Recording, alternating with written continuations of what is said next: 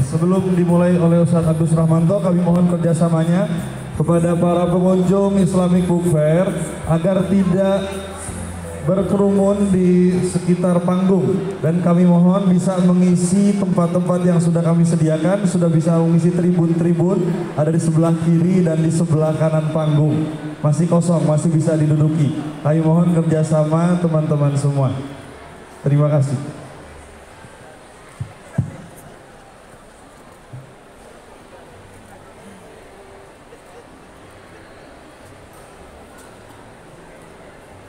Bismillahirrahmanirrahim. Assalamualaikum warahmatullahi wabarakatuh.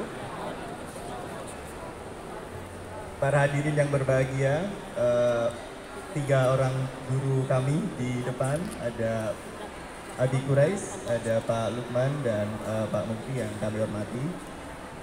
Saya bersyukur sore hari ini bisa ada di sini dan ingin mengajak kita semua untuk mengucap syukur serta mari mengucap salawat salam kepada Nabi Muhammad Sallallahu Alaihi Wasallam.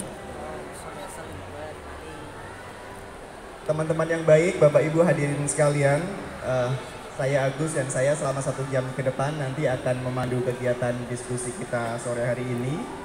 Pada sore hari ini adalah sesi launching buku terbarunya Profesor Dr. Muhammad Quraish Shihab yang berjudul Islam dan Politik, subjudul Perilaku Politik Berkeadaban. Kegiatan ini didukung oleh Majelis Hukama Muslimin yang mendukung kegiatan sore ini. Organisasi ini adalah organisasi di mana Abi Quraish menjadi salah satu dan satu-satunya anggota dari Indonesia. Dan buku ini diterbitkan oleh penerbit Lentera Hati, penerbit yang selalu setia untuk kita menerbitkan buku-buku keislaman yang wasatiyah. Dan juga ada titipan dari panitia, setelah sesi ini nanti pada pukul 4.30 bagi nasabah Bank Syariah Indonesia akan ada sesi meet and greet serta book signing buku terbaru Abi Quraish. Untuk informasi lebih detail dapat mengunjungi booth BSI yang ada di persis di depan panggung. Rasanya saya tidak perlu memperkenalkan 3 orang yang duduk di hadapan kita, tapi sedikit saja saya ingin menceritakan kenapa buku ini penting. Seperti kita ketahui bersama, tahun ini itu sudah mulai tahun agak-agak hangat, agak-agak panas karena tahun depan insya Allah kita punya hajatan demokrasi, pemilu, baik pemilu legislatif maupun eksekutif, dan tentu saja kita berharap semoga semuanya lancar. Nah, buku ini ditulis oleh Prof. Quraish, oleh Abi Quraish dengan dan baru saja akan kita launchingkan di sore hari ini. Sebelum nanti kita minta Abi Quraish untuk bercerita juga terkait buku ini, kami akan mempersilahkan 2 narasumber yang sudah hadir. Yang pertama adalah Prof. Mukti. Beliau saat ini adalah Sekretaris Umum PP Muhammadiyah. Yang selanjutnya adalah Pak Lukman Hakim Saifuddin. Beliau adalah Menteri Agama 2014-2019. Dan kalau yang saat ini saya sering lihat postingan Pak Lukman itu kegiatan beliau keliling Indonesia dengan naik motor. Saya pikir 2 tokoh kita sangat tepat untuk berbicara tentang Islam dan politik karena latar belakang pendidikan keislaman beliau berdua serta kehidupan politik, baik politik praktis. Dr. Honor Tosa Lukman, Menteri Agama, politisi dari P3 saat menjabat Menteri Agama. Kemudian di era beliau lahirlah moderasi beragama yang sampai sekarang dikaji dan itu masuk ke dalam LPJMN 2020-2024 yang sekarang juga sedang dikerjakan. Prof. Mukti juga latar belakang keislamannya dan sekarang walaupun tidak di politik praktis tapi ada di organisasi Islam yang sangat besar di Muhammadiyah. Oh, kata Pak Lukman, beliau yang mengendalikan politik yang diamini oleh Abi. Jadi kita akan minta pandangan dari kedua tokoh di depan kita ini terkait dengan buku ini masing-masing selama 10 menit. Kemudian nanti akan ada tanya jawab sebelum kita akan mintakan pendapat dari Abi Quraish. Kami persilakan dulu Prof. Mukti. Nah ini nih, saya yang susah nih kalau kayak gini nih. Saya yang susah nih kalau saling seperti ini. Yang tua dimuliakan, kata Pak Lukman. Saya nggak berani nolak karena saya murid Pak Lukman. Jadi saya mohon izin berkenan Pak Mufti duluan. Sebelumnya kami persilakan. Kita boleh tepuk tangan dulu untuk kedua narasumber dan satu penulis guru kita semua.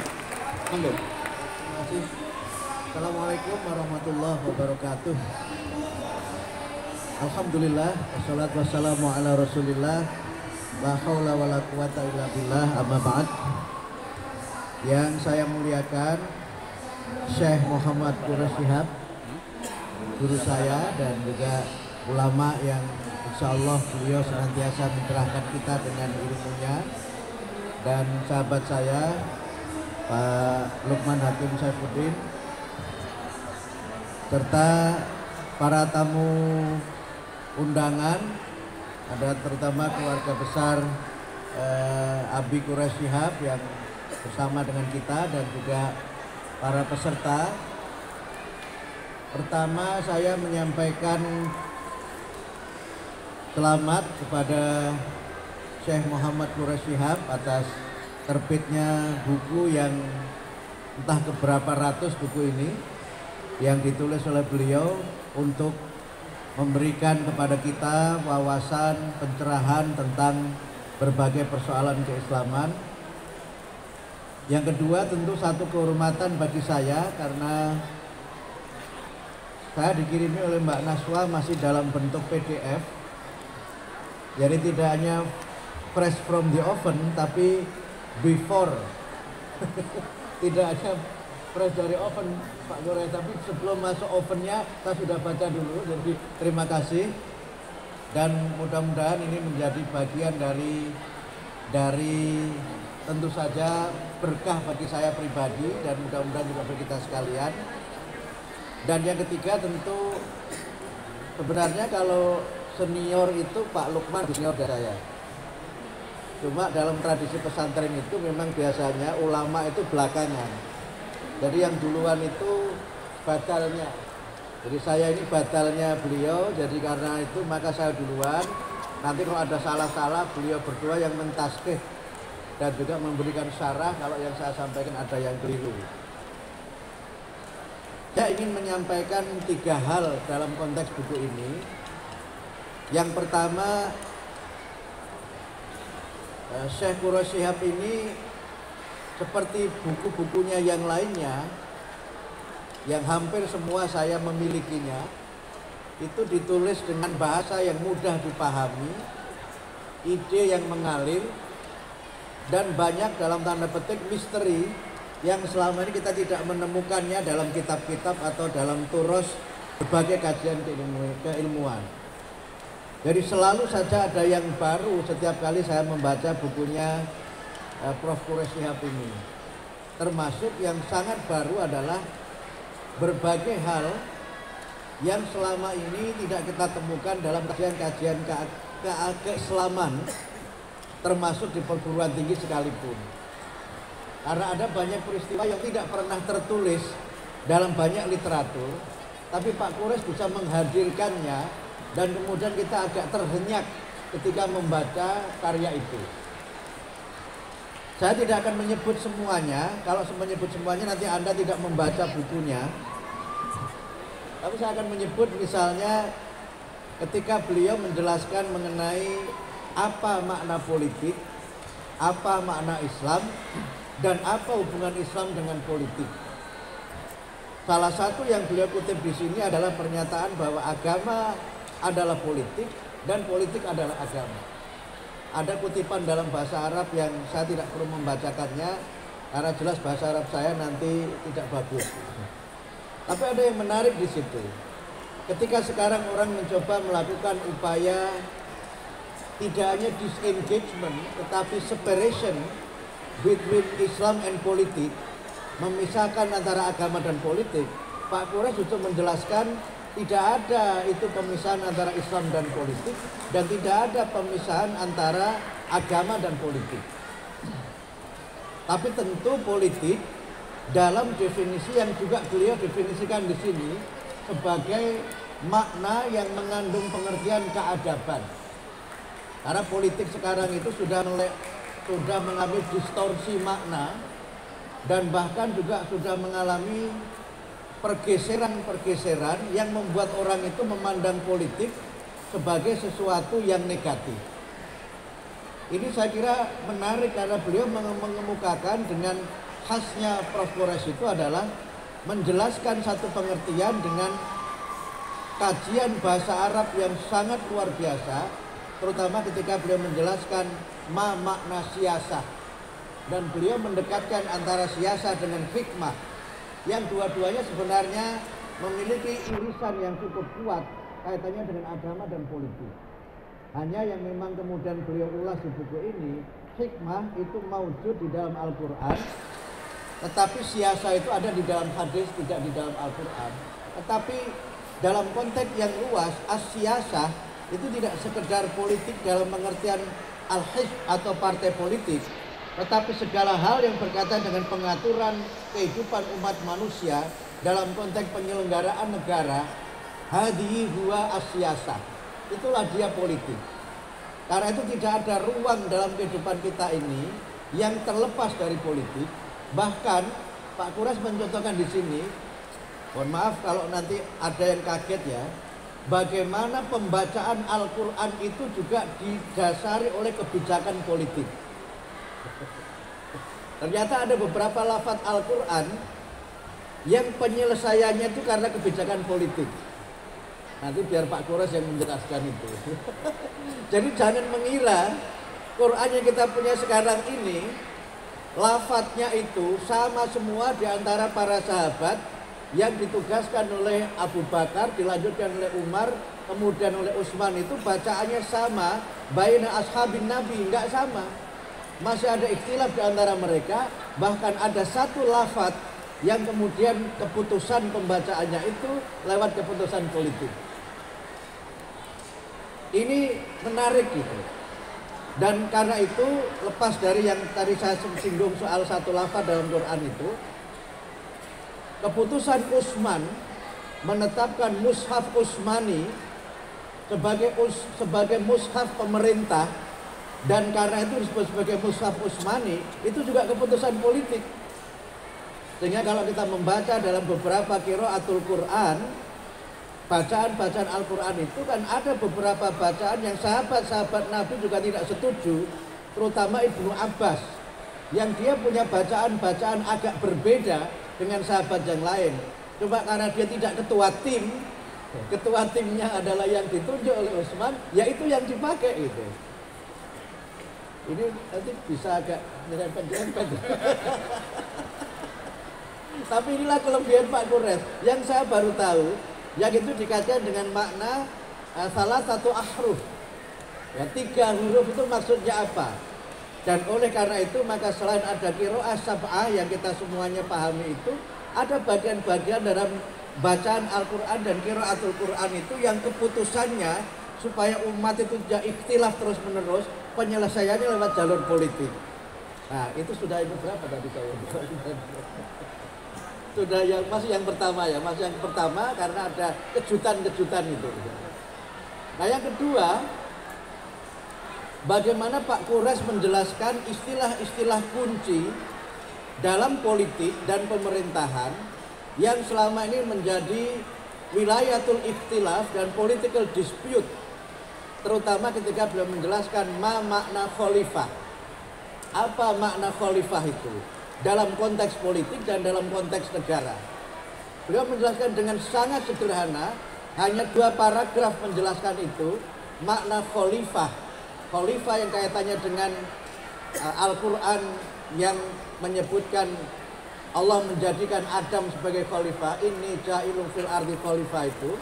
Kemudian mengkaitkan Nabi Daud sebagai khalifah, yang di situ beliau bahas menarik sekali. Dua-duanya disebutkan dalam bentuk mufrad, tapi jamaknya itu berbeda antara khalaif dan khulafa, yang ternyata itu punya makna yang sangat berbeda. Khalifah itu mengandung pengertian general responsibility, tanggung jawab umum bagi siapa saja, dan juga mungkin public eligibility gitu. Saya agak pakai bahasa Inggris karena ada Najwa di sini. Ada banyak orang untuk dia sebenarnya bisa tampil menjadi pemimpin dengan tanggung jawab memakmurkan bumi. Itulah tugas yang diemban oleh semuanya. Tapi ada khalifah yang melekat kepada orang tertentu yang Quran mencontohkan dengan Nabi Daud itu. Nabi Daud itu nabi yang juga disebut sebagai raja kan, dalam tradisi disebut dengan King David atau Raja Daud itu yang punya anak yang juga raja namanya Sulaiman. Dan yang menarik, ini tidak di buku ini tapi di kitab tafsir yang baca, Nabi Sulaiman anaknya Nabi Daud itu diwarisi bapaknya kerajaan, belum memilih ilmu, yang dengan itu dua-duanya menjadi raja. Nabi Sulaiman juga raja, Nabi Daud juga raja, tapi bedanya Nabi Daud itu pemusik dan penyanyi. Makanya kitab-kitab itu isinya kan mazmur itu nyanyian-nyanyian. Tapi Nabi Sulaiman itu ahli bahasa, yang ngerti bahasa semuanya. Bahasa semut tahu, bahasa burung tahu, bahasa kalbu juga tahu. Walaupun bahasa kalbu itu milik Titi Budayati. Nah, tapi poinnya apa? Coba yang ini nggak perlu disebut tapi nggak apa-apa. Nabi Daud itu karena raja, istrinya 100. Pak Lukman nggak boleh tiru ya. Itu disebut Ibnu Katsir dalam tafsirnya itu, istrinya 100. Karena Quran juga menyebutkan itu kan gitu. Nah, karena itu maka soal bentuk negara, soal pemimpin negara itu bisa bernama apa saja. Pak Kures menyebut di sini, pemerintahan itu penting, kepemimpinan itu penting, tapi bagaimana bentuk pemerintahan itu wilayatul ijtihad, yang manusia punya kewenangan untuk menentukan apa bentuk negaranya, siapa nama pimpinannya.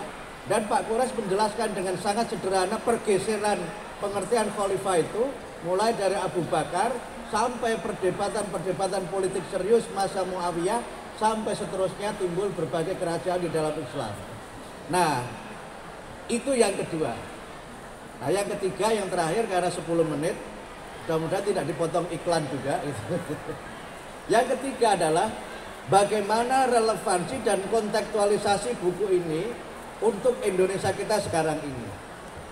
Pandangan orang bahwa politik itu jahat, politik itu kotor, itu karena politik mengalami distorsi dan politik dilepaskan dari akhlak. Ini pesan yang ditekankan Pak Kures dalam buku ini. Politik itu hubungannya dengan keadaban, hubungannya dengan akhlak, hubungannya dengan kemuliaan. Dan satu hal yang juga ditulis Pak Kures di sini adalah politik itu dalam konteks penyelenggaraan negara adalah untuk menciptakan maslahatul am, kemaslahatan umum. Tidak boleh politik itu untuk personal interest, maslahat yang bersifat personal, keberuntungan yang bersifat pribadi. Nah, Pak Kores mencontohkan Muawiyah di situ. Sebagai orang yang demi mendapatkan kekuasaan, dia mengorbankan kepentingan umum untuk kepentingan dia pribadi, dan disitulah sebenarnya dinasti dalam politik Islam itu dimulai. Karena itu maka kita sebagai umat Islam di Indonesia ini tidak perlu mempersoalkan negara Pancasila, karena bentuk negara ini adalah wilayatul ijtihad bangsa Indonesia yang kita punya kewenangan untuk menentukan bentuk negaranya seperti apa. Tidak usah menyoal kepala negara kita bernama presiden, atau kepala negara bernama perdana menteri, atau bernama raja. Itu soal yang manusia punya kewenangan. Yang penting menciptakan kemaslahatan, yang penting membawa kesejahteraan. Dan itu bagian dari as-siyasah asy-syar'iyyah yang Pak Kures juga menyebut dalam buku beliau ini. Karena itu tidak perlu ragu kemudian kita di Indonesia ini untuk partisipasi dalam politik, memilih presiden yang terbaik. Siapa presidennya yang jelas bukan saya. Kemudian siapa DPR-nya juga bukan saya. Dan Pak Lukman bisa mencontohkan, dan beliau sahabat saya ini adalah living example gitu, contoh hidup bagaimana seorang yang masuk dalam dunia politik dengan percaya diri, menjadi anggota DPR dalam usia yang masih sangat muda waktu itu. Kalau nggak salah baru 20 berapa gitu sudah jadi anggota DPR. Ini DPR P3 itu partai paling kompak karena semuanya P. Yang lainnya kan PAN, PKB, jadi nggak kompak. Ini paling kompak itu P3. Soal pengurusnya nggak kompak itu soal lain. Soal lain. Beliau menjadi menteri yang banyak membuat terobosan ijtihad politik, termasuk tadi moderasi beragama. Sehingga kalau orang itu ingin punya power yang lebih kuat, jadilah politisi sebenarnya. Kalau orang itu ingin punya kontrol yang kuat untuk mengatur negara, jadilah pejabat negara. Karena tidak bisa urusan negara diserahkan pada ustadz yang hanya bisa tausiah saja. Itu. Nah, saya ini hanya bisa tausiah saja, tidak bisa mengeksekusi. Oleh karena itu, Pak Lukman nanti akan menceritakan bagaimana pengalamannya mengambil keputusan politik yang itu mungkin dalam beberapa hal dipahami orang sebagai dalam tanda petik menyimpang dari agama. Misalnya begini, saya pernah diprotes oleh salah satu jamaah, kenapa sih pemerintah itu membatasi kuota haji? Zaman Nabi kan haji nggak pakai kuota, misalnya begitu. Jadi dia menganggap kuota haji itu menyimpang dari syariat.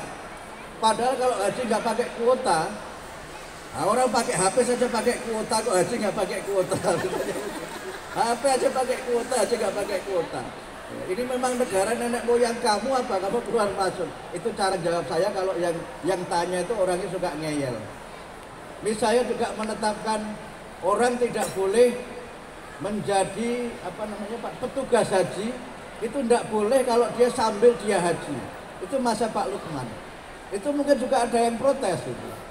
Bukannya kita ini khotimul hujjat, kira-kira begitu. Tapi kenapa nggak boleh? Dan sebagainya, termasuk berbagai keputusan politik strategis. Oleh karena itu, maka dalam konteks ini, setelah saudara-saudara nanti membaca buku ini, syukur membeli juga ya. Kalau saya membaca tapi tidak beli karena bagian dari menjadi pembicara. Jadi itulah untungnya jadi pembicara, bisa punya buku tanpa beli gitu. Itu nanti Anda akan menemukan enlightening, menemukan pencerahan, visi baru mengenai Islam dan politik. Karena itu maka janganlah menilai politik secara negatif. Politik itu mulia sesuai dengan tujuannya, dan politik menjadi salah satu sebab kita mendatangkan kemuliaan dan kemaslahatan kalau pelaku dan penyelenggaranya adalah orang-orang yang berakhlak mulia. Itulah saya kira poin penting dalam buku ini. Selengkapnya silahkan dibaca sampai Anda mendapatkan apa yang saya tulis itu, apa yang saya sampaikan itu. Terima kasih, mohon maaf jika ada kekurangan. Assalamualaikum warahmatullahi wabarakatuh. Tepuk tangan teman-teman semua, Masya Allah. Ini selain diskusi tentang Islam dan politik, udah seperti juru bicaranya Pak Lukman ya, untuk promosikan Pak Lukman. Oke, selanjutnya kami persilakan Pak Lukman 10 menit untuk menanggapi buku ini.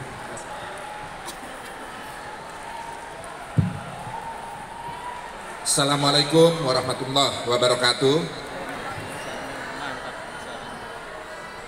Yang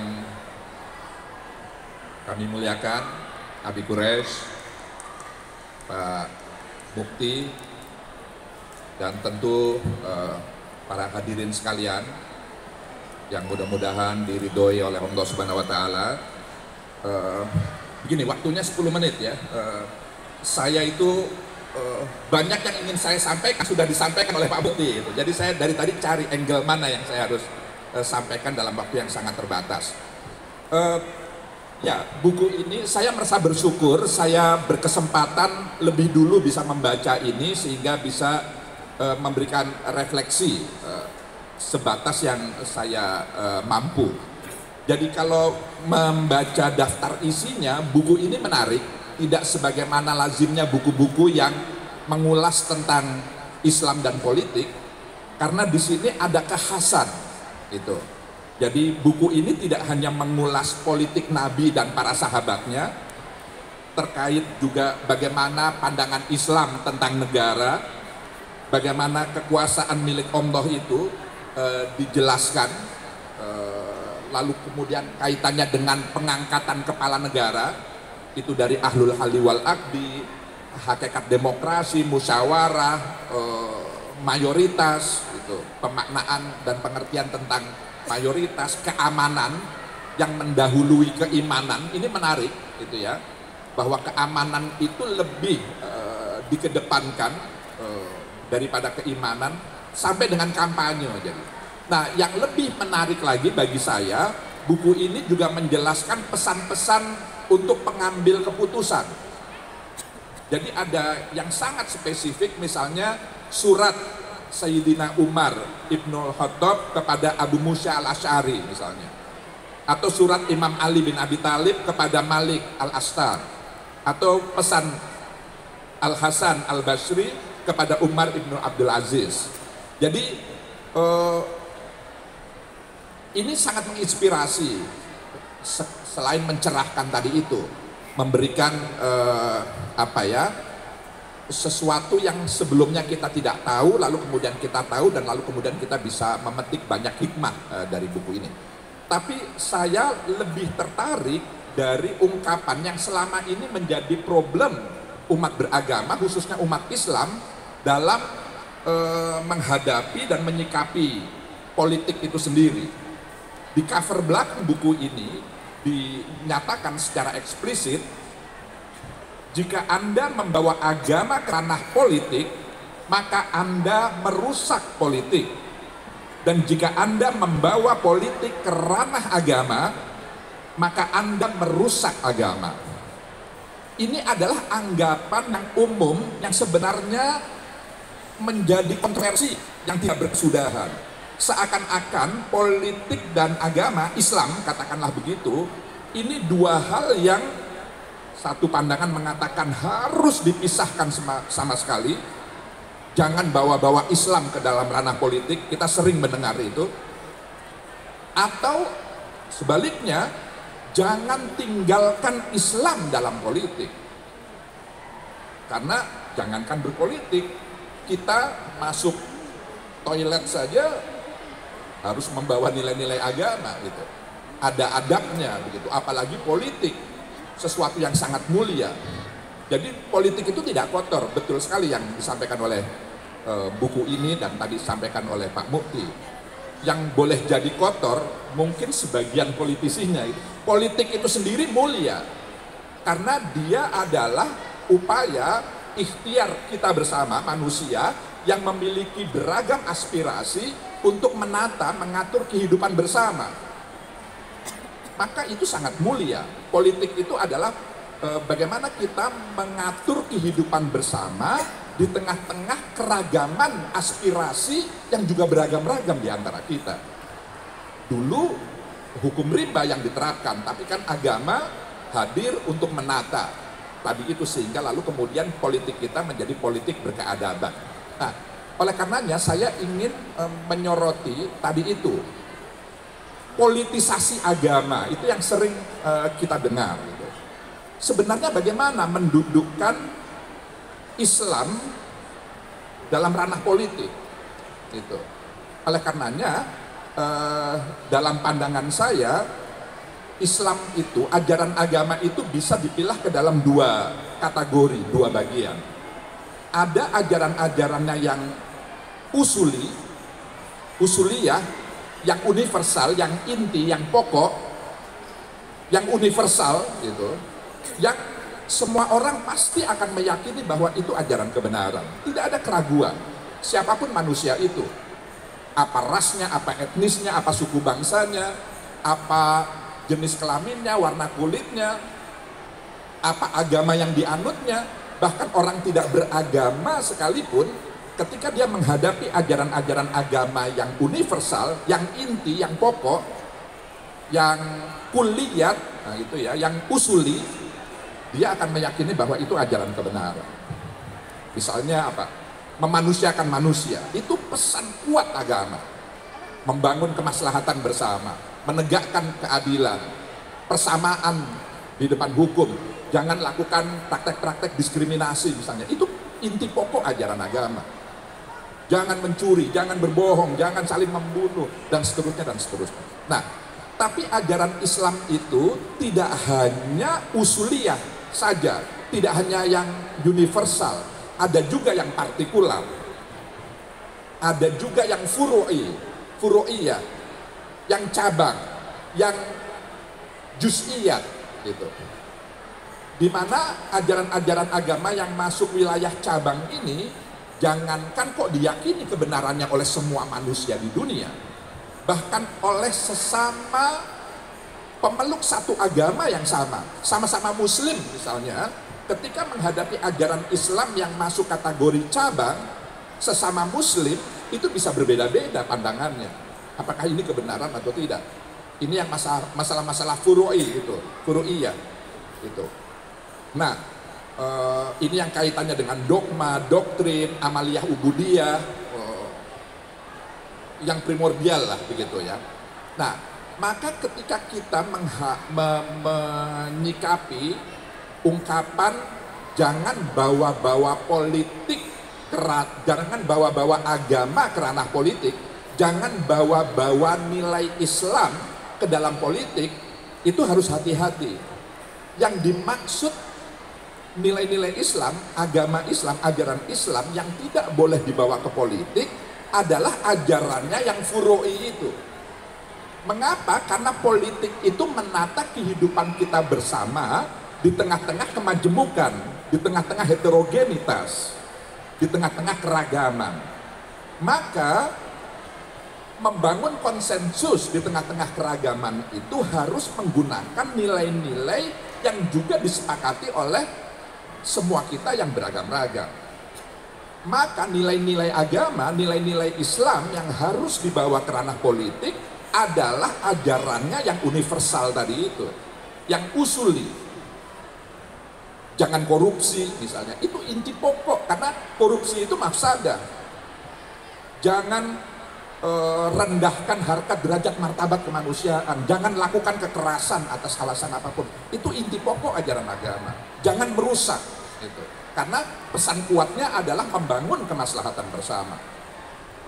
Jangan lakukan praktek-praktek diskriminatif hanya karena perbedaan iman, hanya karena perbedaan mazhab, hanya karena perbedaan amaliyah ubudiyah, lalu kita mengurangi atau meniadakan hak-hak orang yang tidak sama dengan kita.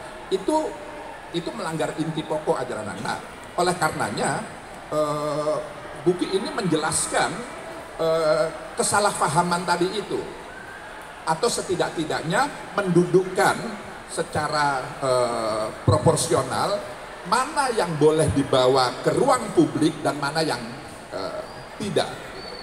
Nah, terhadap nilai-nilai yang partikular tadi itu bisa disampaikan pada komunitas yang memang homogen, yang seragam, gitu.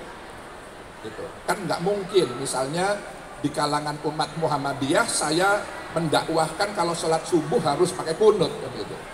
Atau saya berkampanye pilihlah pemimpin yang subuhnya itu pakai sholat kunut, gitu. Yang sholat subuhnya itu pakai kunut di tengah-tengah jamaah Muhammadiyah, kan itu adalah membawa nilai-nilai agama yang tidak relevan, tidak sesuai, karena itu persoalan furu'iyah. Di tengah-tengah keragaman bawa nilai-nilainya yang universal. Nah, yang kedua, karena ini tadi disebut, mudah-mudahan masih ada waktu ya. Ini masa tahun politik begitu ya. Selain politisasi agama, juga politik identitas ini juga sering disinggung oleh banyak kalangan. Buku ini memberikan dasar-dasar bagaimana kita memahami apa yang disebut politik identitas itu. Jadi sebenarnya politik identitas itu kan upaya untuk menata kehidupan kita bersama di tengah-tengah kemajemukan, di tengah-tengah keragaman dengan mengusung identitas kita. Nah, pertanyaannya kemudian adalah identitas apa yang mau kita tawarkan ke ruang publik untuk membangun konsensus bersama, untuk membangun komitmen bersama. Maka di tengah-tengah keragaman harus dilihat identitas seperti apa yang bisa membelah kita, memecah kita, dan identitas seperti apa yang menyatukan kita, yang merekatkan kita. Lagi-lagi, kalau kita ingin membawa agama Islam, maka nilai-nilai Islam yang usuliyah itulah yang mestinya dikedepankan.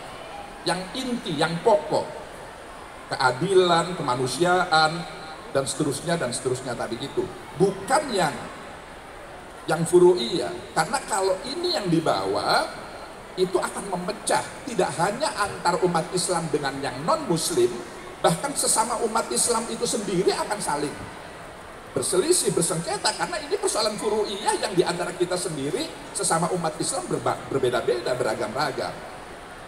Nah, jadi identitas yang merekatkan kita menurut hemat saya, yang juga ruhnya, tidak hanya spiritnya, bahkan ruhnya, jiwanya itu adalah nilai-nilai Islam, itu ya Pancasila kita gitu. Itulah identitas kebangsaan kita di tengah-tengah keragaman. Nilai-nilai ketuhanan, kemanusiaan, dan seterusnya, kelima sila itu. Maka itu sebenarnya yang harus diusung sebagai identitas kita di ranah politik, bukan wilayah partikular dari agama. Saya harus berhenti sampai di sini supaya ada waktu untuk kita dialog. Tapi ini buku memang menurut saya berani dalam artian ini mencerahkan, dan tadi itu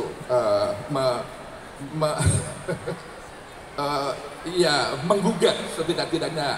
Kalau Pak Mukti mengatakan mengusik, saya lebih senang menggunakan menggugah, bahwa memang ya ada hal-hal tertentu yang memang harus diluruskan dari anggapan kita selama ini terkait relasi antara politik dan agama dengan Islam.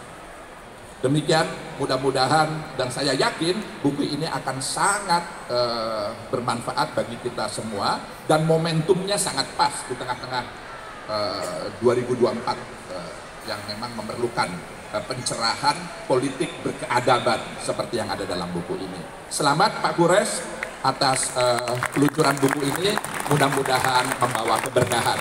Wassalamualaikum warahmatullahi wabarakatuh. Waalaikumsalam warahmatullahi wabarakatuh. Terima kasih Pak Lukman. Selanjutnya saya persilahkan dua penanya.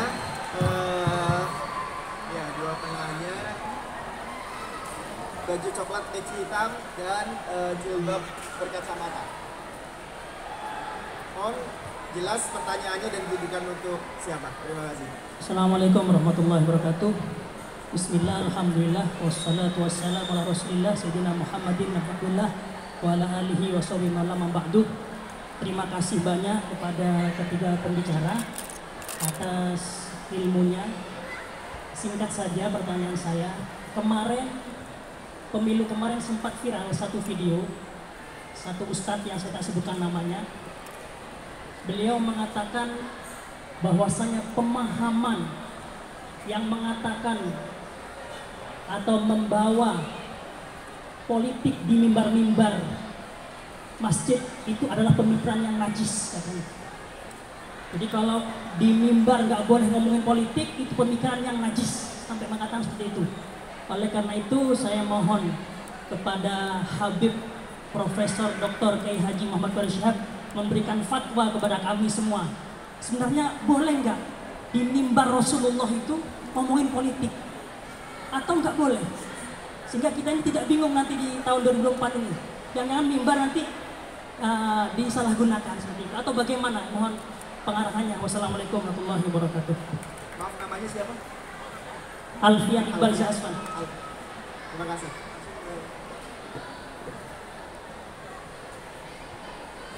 Terima kasih. Assalamualaikum warahmatullahi wabarakatuh. Bismillahirrahmanirrahim. Bangga sekali di sini bisa bertemu dengan Nabi ini, dan Profesor Nabi yang sangat menarik dari saya apa yang disebut Pak Lukman kata-kata partikular.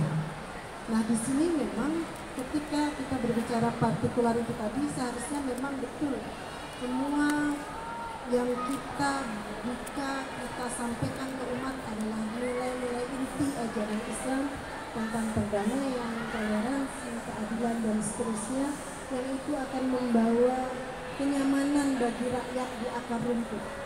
Tapi dalam hal ini kita sudah melihat hingar-bingarnya politik yang bagi kami, maaf menyebutkan calon presiden boleh ya Pak?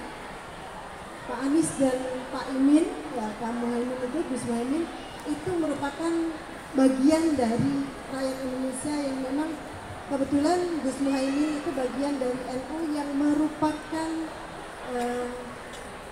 kebanyakan rakyat Indonesia di tataran itu.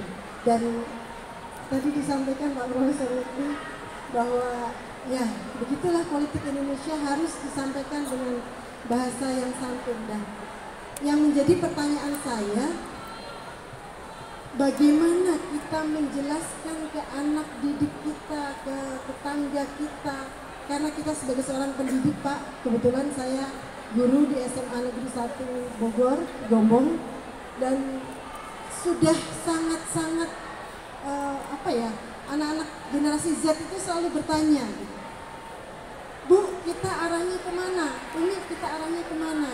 Padahal kita sebagai seorang ASN tidak boleh mengarahkan kemana-mana begitu. Dan tolong dijelaskan kembali bagaimana sebagai politik yang sangat menyejukkan dari kami untuk bisa memberikan pencerahan kepada generasi muda zaman sekarang. Terima kasih. Assalamualaikum warahmatullahi wabarakatuh.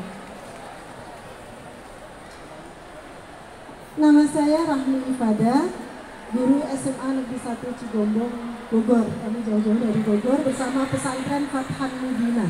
Terima kasih. Terima kasih. Boleh kita kasih aplaus untuk Pak Alfian dan Bu Ratna. Ada masing-masing satu pertanyaan. Tadi titipan dari panitia, kita diskusi dulu dengan Prof. Mukti dan Pak Lukman sebelum nanti Prof. Gures, Abi Gures menjawab pertanyaan sekaligus memberikan respon atas dari Pak Lukman dan Pak. Tadi ada pertanyaan terkait dengan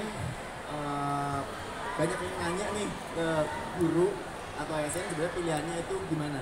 Jadi mungkin agak dielaborate sedikit sebetulnya bagaimana sikap kita terhadap pertanyaan-pertanyaan serupa yang kaitannya dengan politik praktis kali ya, lebih ke arah itu Pak Lukman.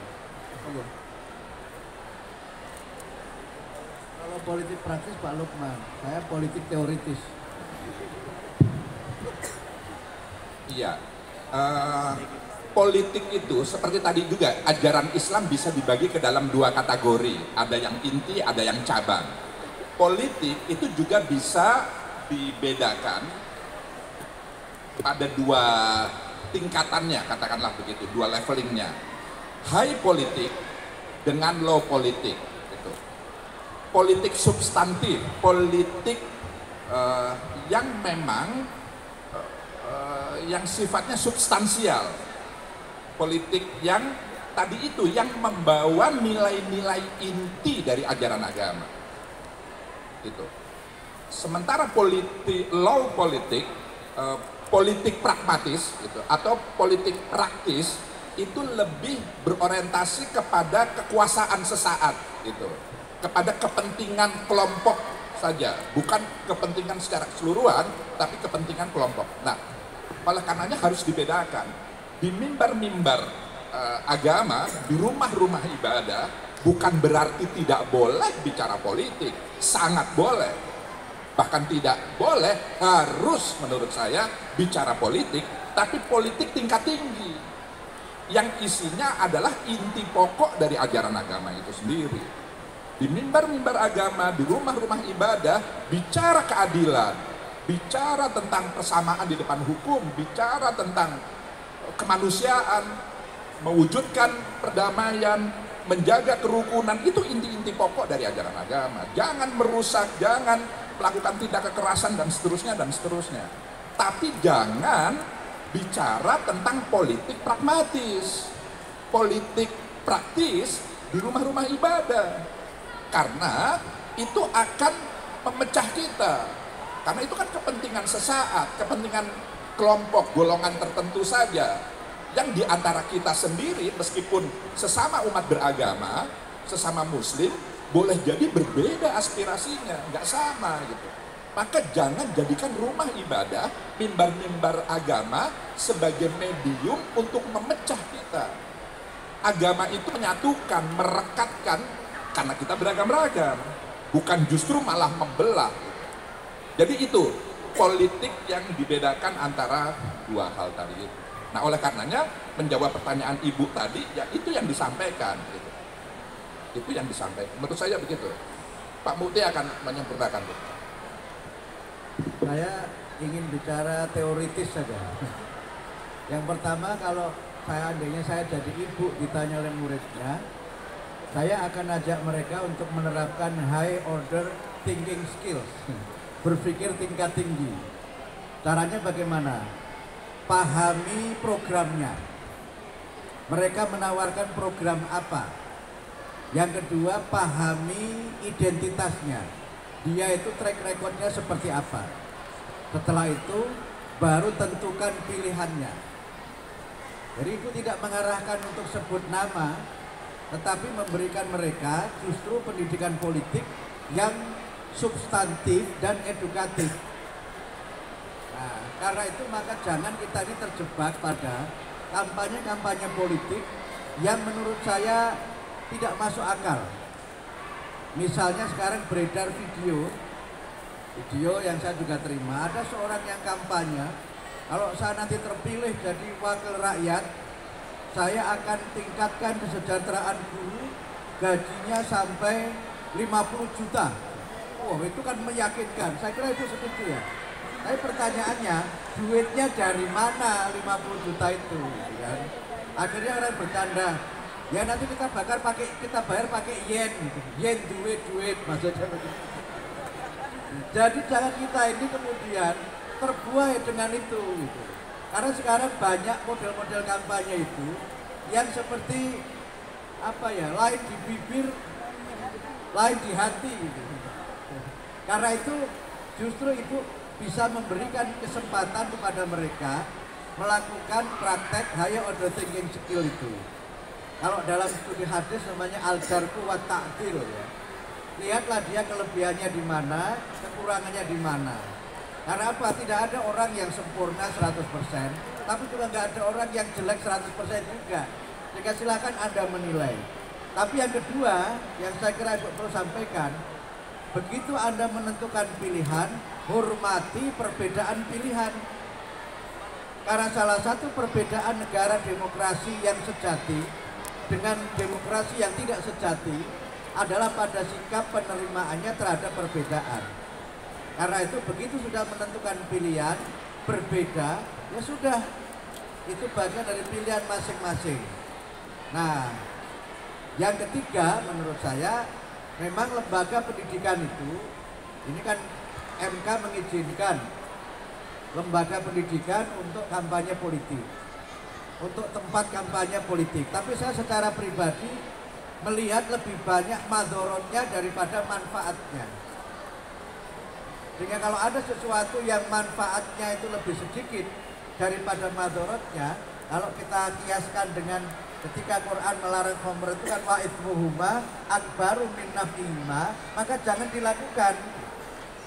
Itu menurut saya begitu. Nah, ini yang pertama untuk Ibu yang dari Bogor tadi. Nah, yang kedua, saya kira kalau kita bicara sejarah ya, khotbah Jumat itu menjadi arena politik gitu. Jadi kalau ini terutama di NU Pak, saya Muhammadiyah tapi agak ngerti NU. Itu kan kalau kita khotbah, bedanya khotbah di Muhammadiyah sama NU itu pada penutup khotbah. Jadi kalau NU begitu selesai itu membaca satu ayat di dalam Al-Quran itu, innallaha ya'muru bil adli wal ihsan wa ita'idil qurba wa yanha 'anil fahsya'i wal munkari wal baghi ya'idukum la'allakum tadhakkarun. Kalau imamnya khotibnya agak panjang, fadhkuruni azkurkum washkuruli wala takfurun wala dzikrullahi akbar. Aqimus shalah. Kira-kira begitu kan. Saya agak hafal karena alumni NU. Itu kalau kita lihat dari sejarahnya, itu ditetapkan masa Umar bin Abdul Aziz. Ketika beliau menjadi khalifah itu, mewarisi konflik antara pengikut Bani Abbasiyah dengan Bani Umayyah. Sehingga mereka sampai melarang ketika Bani Umayyah itu berkuasa, yang keturunan Ali, keturunan Bani Abbasiyah, orang-orang Syiah itu nggak boleh ke mimbar, walaupun dia orang alim. Begitu Abbasiyah berkuasa juga sebaliknya. Nah, kemudian ketika Umar bin Abdul Aziz itu menjadi khalifah, belum membuat kebijakan, semua khotib harus membaca ayat itu sebagai satu instruksi dari khalifah bahwa kita harus berlaku adil, nggak boleh primordial, nggak boleh sektarian, dan oleh karena itu khotib harus membaca ayat itu. Jadi itu politik sebenarnya, yang itu di khutbah Jumat, tapi politik yang sifatnya high politik tadi, bahwa adil itu semua, itu kita semua sepakat dengan itu perintah Al-Quran, bahwa kita harus jujur perintah Al-Quran. Cuma ketika kemudian pilih pemimpin yang adil, yang jujur, namanya Abdul Mukti, itu praktis. Tapi kalau kriteria itu tidak salah, karena itu perintah Al-Quran. Nah ini yang menurut saya memang kita harus paham rambu-rambu. Termasuk misalnya ya mohon maaf, kadang-kadang kan ada kan di buku Pak Kores ini disinggung sekilas. Misalnya menggunakan dalil agama supaya memilih orang tertentu atau partai tertentu. Dulu ada itu. Dulu waktu Pak Lukman masih di partainya Pak Lukman itu. Kalau orang Islam sejati, sholatnya harus menghadap ke kiblat. Kiblat itu adalah Ka'bah. Tahu kan Ka'bah itu? Dulu. Dan saya agak tahu kenapa dari Ka'bah berubah jadi bintang, sekarang kembali ke Ka'bah lagi. Saya agak tahu juga alasannya itu. Tapi itu Pak Lukman yang seharusnya cerita tadi itu. Nah karena itu kemudian tidak usah cari mana partai yang ada ayatnya di Quran. Tidak ada. Atau Sajaroh. Nah, Sajaroh itu dulu ada yang mengatakan jangan pilih partai itu karena Quran menyebutkan wala taqroba hadhi syajaroh fatakuna minadz dzalimin. Nah, itu misalnya begitu. Atau misalnya supaya nggak milih partai politik tertentu, pakai ayat juga Pak Kores. Innallaha ya'murukum an tadbahu baqarah. Gak boleh juga begitu gitu. Nah, supaya pilih partai itu, pilih partai yang ada ayatnya siapa? Wasyamsi waduhaha. Kayak begitu. Tahu kan matahari itu apa? Itu gak boleh. Yang begitu-begitu gak boleh gitu. Itu namanya menjual ayat Al-Quran untuk nyoblos partai, itu yang gak boleh gitu. Jadi saya kira sebenarnya antara politik praktis dengan high politik sudah jelas. Tinggal kita ini di sini juga Pak Kores menyebut, bisa nggak kita ini tidak melampaui batas-batas yang tidak menjadi bagian dari kemenangan-kemenangan kita. Di sini juga dipesankan di situ. Karena banyak persoalan politik itu muncul ketika orang itu melampaui batas-batas yang tidak menjadi kemenangannya, dan itulah kenapa Pak Kores menegaskan Allah itu malikal mulk gitu. Allah itu raja di raja, bahkan mengutip juga zikir Nabi baca sholat itu Allahumma la mani'a dan seterusnya itu. Nanti kalau saya baca sampai lengkap dikira saya juga sama dengan NU juga. Terima kasih Pak Mukti atas jawabannya. Terima kasih. Diskusinya sangat menarik, tapi saya sudah diingatkan oleh panitia untuk segera mengakhiri, dan sebagai penutup kami mohonkan Albi untuk memberikan respon atas komentar dari Pak Mukti dan Pak Lukman sekaligus tadi pertanyaan dari Pak. Baik, bismillahirrahmanirrahim.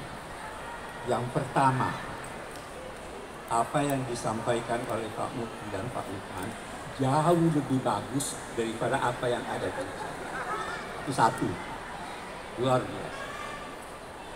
Yang kedua begini yang saya ingin kemukakan dalam konteks mengapa buku ini.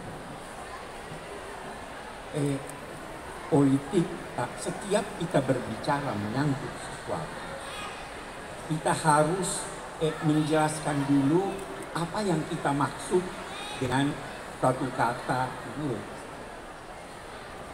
Sekarang orang berbeda pendapat. Tadi Pak Lukman sudah gambarkan. Politik di masjid boleh tidak? Perbedaannya lahir karena kita berbeda pendapat dalam mengartikan apa yang dimaksud dengan politik.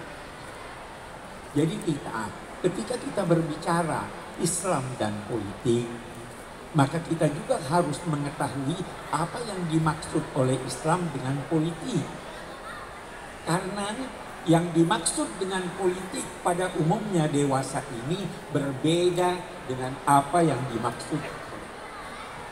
politik dewasa ini bukan hanya di Indonesia. Atau ada ungkapan begini, yang pertama ditanggalkan akhlaknya itu adalah politik. Setelah itu ekonomi. Setelah itu seks. Tanggal. Islam tidak demikian. Mari kita lihat. Politik, siasat. Kata siasat itu terambil dari kata sasa, ya susu. Sais, dalam bahasa Indonesia juga sais. Sais itu pengendali. Orang yang berpolitik itu mengendalikan sesuatu. Bagaimana Anda mengendalikan? Ada delman di sini. Anda harus tahu kemana Anda harus tuju. Kalau ada lubang di sini Anda minggir.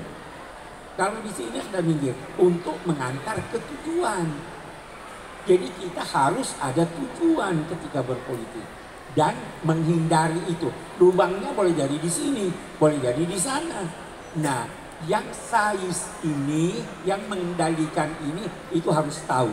Karena itu dalam Islam politik harus yang berpolitik harus tahu arahnya kemana. Kemudian dia harus tahu mengendalikan kendaraannya. Bagaimana supaya mobil ini ke kanan, mobil ini ke kiri. Dia harus tahu persneling, dia harus tahu rem, dia harus tahu gas. Kalau tidak bisa berpolitik. Jadi pengetahuan perlu, arah perlu, apalagi yang perlu. Jangan bunyikan klakson malam. Jangan lari cepat-cepat. Ada akhlak.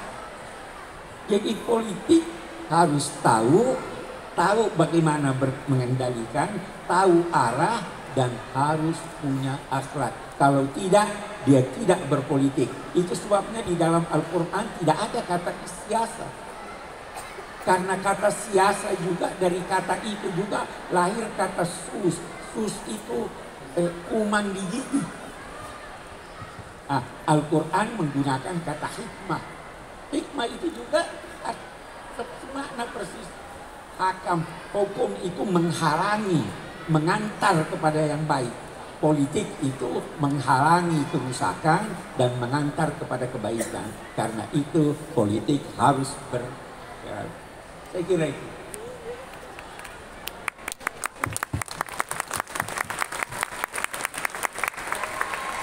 Terima kasih Adik Firas.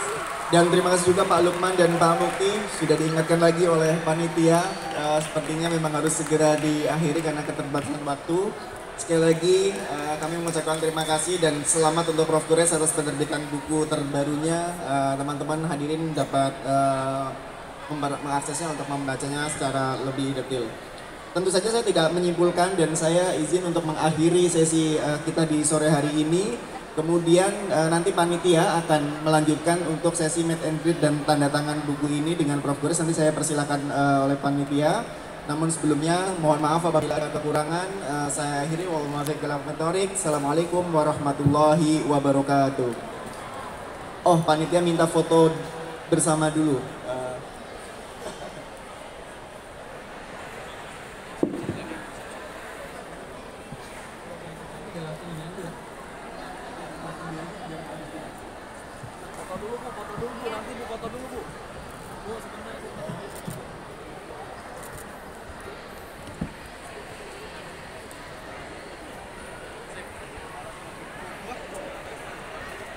Wes.